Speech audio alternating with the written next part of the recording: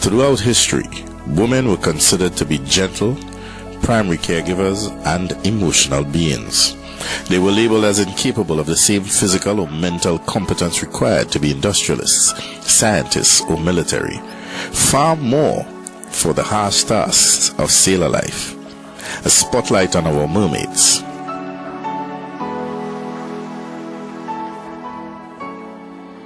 Spotlight on our mermaids is the best way of recognizing our senior female sailors and their invaluable contributions to the Trinidad and Tobago Coast Guard and how they have served the colors. We want to firstly recognize the pioneering contributions of the first 3 female ratings of the Coast Guard. 8683, Fleet Chief Petty Officer Sherry Ann Edwards, first female medic, first female leading rate, and first Fleet Chief Petty Officer.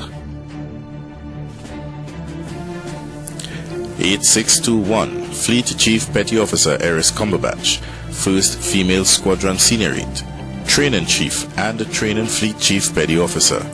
8644, Fleet Chief Petty Officer Charmaine Jack, first female operator, one-time Junior Rating of the Year, Instructor and Administrator. These 3 female ratings were the first to be transferred from the Trinidad and the Tobago Regiment to the Trinidad and Tobago Coast Guard on the 1st of November 1994, becoming the first 3 female ratings to be integrated into the Coast Guard.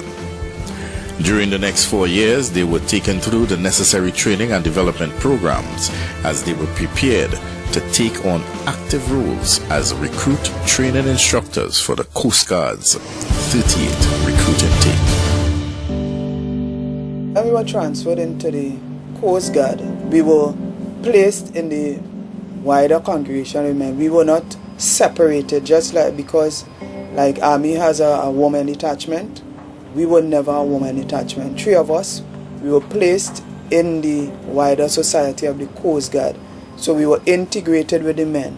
The women are part of the Coast Guard. The women are not a department by themselves, it's not a detachment by themselves. So both male and female are required to function as one, as to function. Wherever you are placed to work, you are required to function 110%, not using your femininity to get by or using it to get any ease up. If one man can move a table, 3 women can move it. So the women, what I just have to say is that you are here to achieve the same objective as the men. There's only one objective for the Coast Guard, and that is to be the best force that it can be, to function to the highest standards that it can be. Right? So it's just a matter of you really searching yourself and being honest, coming to work, giving an honest day's work for an honest day pay. Giving your all. When you go home, you must be satisfied that you have given your all. Respect your respect your seniors, respect your juniors, respect yourself. On the 11th of December 1998, the 38th recruit intake was enlisted, an historic event as it comprised of the Coast Guard's first batch of 24 female recruits. The training experience was intense and physically challenging. However, their male counterparts gave the inspiration to continue to persevere and complete the path. It has been 19 years since that day and a total of 23 years since our first female introduction. Many firsts have been accomplished through the years, from the first female leading rate to the first female pilot of the then Air Wing and first female commissioned officer, Lieutenant Nobrega. The first female officer cadet to graduate the Royal Naval College at Dartmouth with the honors of winning the Queen's Binoculars, Lieutenant Commander Kellan Bourne. The first female engineering officer, Lieutenant Paulette Cazot. The first female engineering chief petty officer, Chief Petty Officer Natasha Guy. The first 3 female technicians, Flight Lieutenant Monique Sprott, Lieutenant Julia Bravo Kurarasing, and Chief Petty Officer Natasha Guy. The first female coxswain, Fleet Chief Petty Officer Sherry Ann Edwards. The first Public Affairs Officer of the Trinidad and Tobago Air Guard, Flight Lieutenant Monique Sprott. achievements, and the list goes on and on.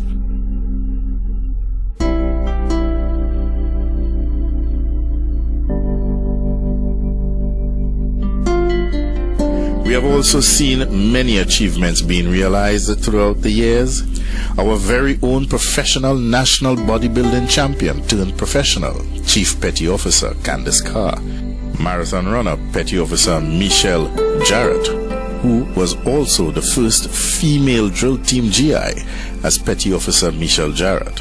First female stick orderly, Fleet Chief Petty Officer Eris Cumberbatch.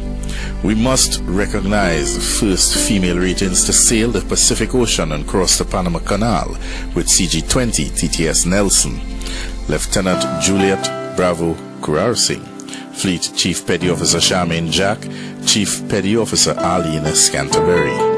First female to cross the Caribbean Sea on CG-10, Fleet Chief Petty Officer Eris Cumberbatch and Petty Officer Michelle Jarrett. First female to pass the Special Naval Unit evaluation, Chief Petty Officer Lucien.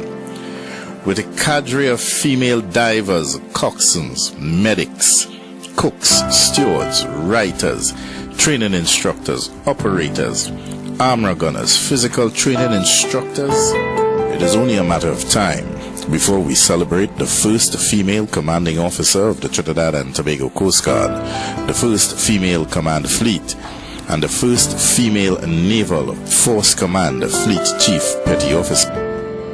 With the new mantra, female on board, to date, the Trinidad and Tobago Coast Guard has approximately 198 women, which include 40 seniorites and 15 officers, all making their mark on board the TTS Coast Guard. From a formation that was forged in 1962 with 6 officers and 42 ratings, the Coast Guard continues to make way with men and women side by side, manning the storms and building during calm seas.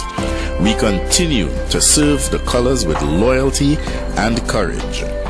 We are the Trinidad and Tobago Coast Guard.